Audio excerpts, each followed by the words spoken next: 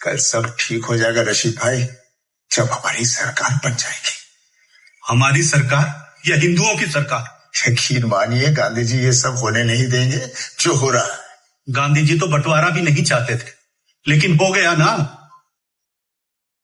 अलीगढ़ और कानपुर में दंगे शुरू हो गए, हालात और बिगड़ेंगे। शहर में दंगाई लूटमार कर रहे हैं, कभी भी आ सकते हैं। अब हमारा यहाँ रहना ठीक नहीं है। सिकंदर भाई चले चलिए, अपना मुल्क बन गया पाकिस्तान। भाभी जी आप समझाइए ना। मैं कहीं नहीं जाऊंगा, यही मेरा मुल्क है, मेरा वतन। इसकी आजादी के लिए मैं लड़ा हूं, लाठियां खाई हैं, खून दिया है मैंने। मर जाऊंगा जिस मिट्टी में मेरे पुरखे दफन है, उस मिट्टी में मैं गड़ जाऊंगा, लेकिन अपना मुल्क, अपना हिंदुस्तान छोड़कर कहीं नहीं जाऊंगा।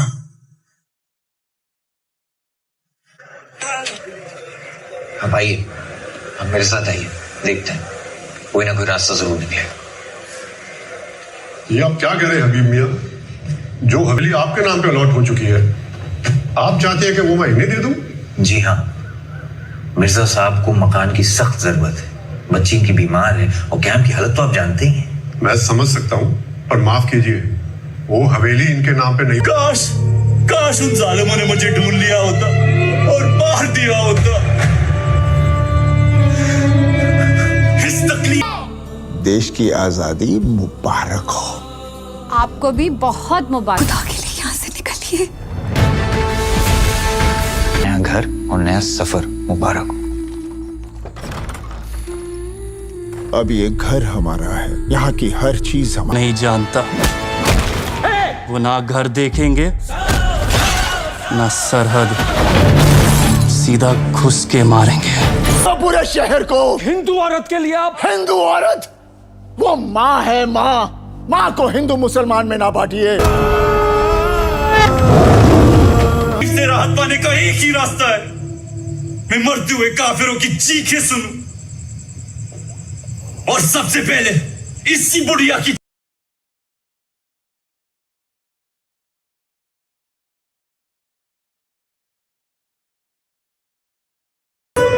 इतना खाना मेरे लिए तो 2 रोटी, 1 सब्जी या दाल बस। बेगम ने बड़े प्यार से बनाया आपके लिए, थोड़ा थोड़ा चख लीजिए। तो जवेद कितने दिखाई नहीं दे रहा? अरे तो आखिर बंटवारा 1947 कैसी फिल्म है और इसकी पूरी कहानी क्या है, चलिए आइए आसान भाषा में समझते हैं। तो दोस्तों मैंने फिल्म को देखा है, तो मैं आपको आसान भाषा में समझा देता हूँ कि आखिर फिल्म में दिखाया क्या गया है। तो चलिए पूरी कहानी बताते हैं। फिल्म में सनी देओल बने हैं सिकंदर मिर्जा, जो अपनी पत्नी हमीदा और बच्चों के साथ लखनऊ से लाहौर पहुंचते हैं। पीछे छूट चुका है उनका पुराना घर, उनकी पुरानी जिंदगी और वो जगह जिसे उन्होंने अपना माना था। लाहौर पहुंचने के बाद उनका परिवार एक कैंप में रहने लगता है। हालात बेहद खराब है, हजारों लोग अपना घर छोड़कर नई जिंदगी शुरू करने की कोशिश कर रहे हैं। फिर सिकंदर और उसके परिवार को रहने के लिए एक बड़ी हवेली मिलती है, लेकिन यहीं से कहानी असली मोड़ लेती है। जिस हवेली में सिकंदर का परिवार रहने आता है, वहां पहले से ही एक बुजुर्ग हिंदू महिला रहती है, जिसे फिल्म में माई कहा गया है। माई उस हवेली को अपना घर मानती है, क्योंकि ये उसके परिवार की पुश्तैनी हवेली है। अब सोचिए, एक तरफ सिकंदर है जो खुद अपना घर छोड़कर आया है और उसे लगता है कि उसे भी रहने का अधिकार है, और दूसरी तरफ माई है जिसने अपना घर छोड़ने से साफ इनकार कर दिया है। दोनों के पास अपने अपने दर्द हैं। शुरुआत में सिकंदर चाहता है कि माई वहां से चली जाए। माहौल में तनाव बढ़ता है और पार्टीशन के कारण पैदा हुई नफरत इस रिश्ते को और मुश्किल बना देती है। लेकिन धीरे धीरे कहानी सिर्फ हिंदू मुस्लिम का विवाद नहीं रहते, क्योंकि जब इंसान एक दूसरों के साथ वक्त बिताता है तो धर्म से पहले इंसान नजर आने लगता है।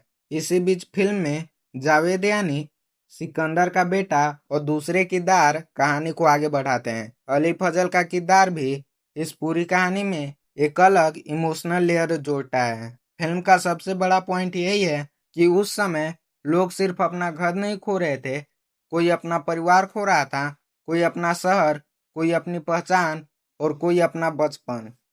और यही चीज बंटवारा 1947 को काफी पार्टीशियन फिल्मों से अलग बनाती है।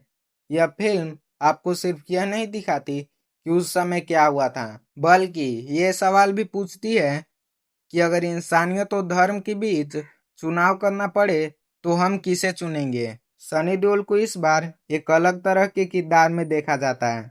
यहाँ सिर्फ उनका एक्शन वाला अंदाज नहीं है, बल्कि एक ऐसा आदमी है जो खुद दर्द से गुजर रहा है और अपने परिवार को बचाने की कोशिश कर रहा है। वहीं शबाना आजमी माई की कहानी का इमोशनल हर्ट बन जाती है। अब अगर मैं अपनी भाषा में कहूँ तो बंटवारा 1947 एक ऐसी फिल्म है जिसे सिर्फ सनी देओल की एक्शन मूवी समझकर देखने जाओगे तो शायद आपको डिसअपॉइंट हो सकता है, क्योंकि इसका असली फोकस एक्शन से ज्यादा इमोशन, पार्टीशियन का दर्द और इंसानियत पर है। फिल्म का मैसेज बहुत सिंपल है, देश बांट सकते हैं, सीमाएं बांट सकती है, लेकिन इंसानियत को बांटना इतना आसान नहीं है। और शायद यही बंटवारा 1947 की सबसे बड़ी बात है, क्योंकि आखिर में सवाल ये नहीं रह जाता है कि कौन हिंदू था और कौन मुसलमान। तो आई होप गाइज कि आपको ये वाला वीडियो अच्छा लगा होगा और आप इस मूवी को कितना रेट करोगे कमेंट में बता देना।